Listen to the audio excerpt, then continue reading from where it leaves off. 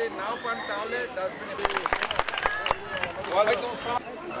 যে মর্মার্থ ঈদ উল আজহার যে মর্মার্থ আমরা যে পশু কোরবানি দিয়ে থাকি, এই পশু কোরবানি অক্ষুণ্ণ রেখে কীভাবে দিতে পারি এটার একটা বাস্তব উদাহরণ হচ্ছে এই 1 টাকা ঈদের বাজার, 1 টাকায় বাজার, এই ধরনের বাজারগুলো। এবং আমাদের এই বাজারে এসে আসলে কি অস্বস্তি বোধ করে। থ্যাংক ইউ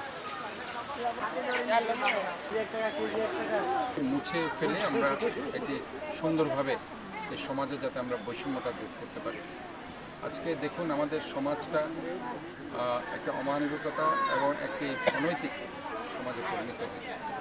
ছোট ছোট বাচ্চাদের কীভাবে আজকে পাশবিকতা, নিষ্পেষণ, ধর্ষণের শিকার হতে পারে। একটু আগেও চিরকম মেডিকেল কলেজে আমি গিয়েছি এবং ছোটো ছোটো বাচ্চারা এটা নির্যাতনের শিকার হতে পাশবিকতা। কাজে আমাদের আসলে এই সমাজটা একটা অনৈতিক সমাজে পরিণত হয়েছে এবং আমি মনে করি যে এখানে আমাদের সবার দায়িত্ব আছে এবং এই দায়িত্ব আমাদেরকে সুনির্দিষ্টভাবে পালন করতে হবে। এবং আমি মনে করি যারা আজকে